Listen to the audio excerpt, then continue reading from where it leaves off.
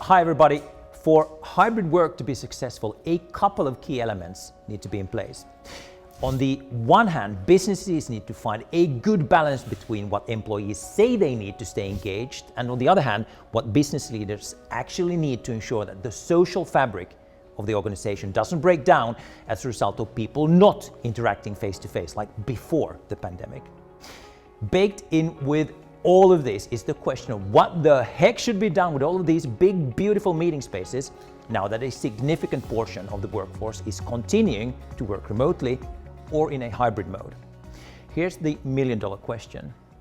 Does it make commercial sense to provide meeting spaces with a relatively low utilization rate and equally low occupancy rate whenever someone is actually using these meeting rooms?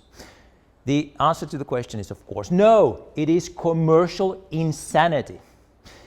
And business leaders, they know this. According to Microsoft's Work Trend Index from this spring, 54% of business leaders are in fact in the middle of redesigning meeting spaces for a more hybrid way of working. But redesigning office space is, of course, a slow and arduous effort. So how do you manage the transition between now and whenever these new, beautiful, new designed office spaces need to be in place? Well, here's one way of doing it, by using meeting pods. Framery is a fantastic example of a company that builds these types of meeting pods. They have small one-person meeting pods, 2 to 4-person meeting pods, and larger 4 to 6-person meeting pods. The great thing about their offering is that the pods come flat-packed and can be easily installed and quickly installed for that matter. Here's the commercial rationale for meeting pods. Compared to building new, smaller meeting spaces, these pods are incredibly cost-efficient. Let me explain. All things being equal, building walls with electrical wiring, soundproofing, ceilings, ventilation, lighting and furniture, all the stuff you need in a meeting room can cost you anything between 20 and 50,000 euros, including labor cost, and can take anything from a long weekend to a couple of weeks to build. Now, contrast that to a meeting pod that can be installed in a couple of hours and has a cost ranging from 199 euros to 595 euros per month. Well, you do the maths.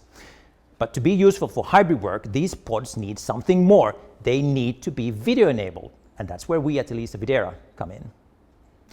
The first thing to pay attention to is the field of view of the camera. It needs to be wide enough to capture people sitting in the pod, yet small enough to sit comfortably on a small enough display, and you need to be able to make adjustments whilst you're on a call.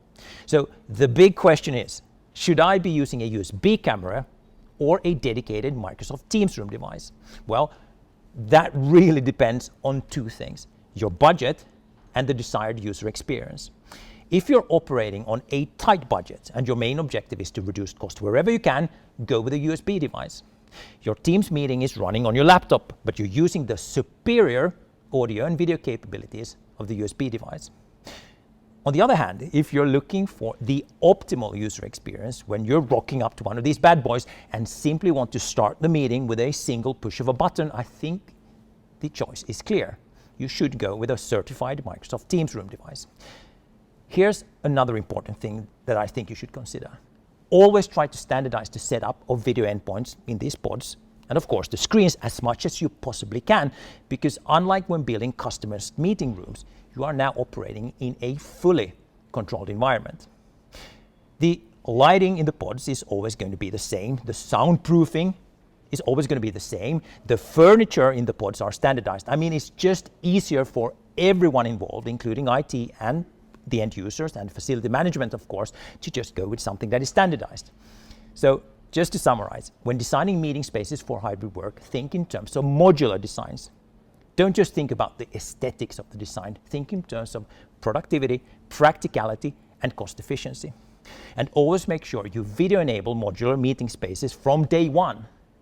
Our job here at Elisa Videra is to help you find the best video kit for your hybrid use cases that you want to enable. If you liked what you saw, why not consider following us on LinkedIn? We're publishing new content on a weekly basis, and quite frankly, we would love to hear from you. So folks, thanks for watching.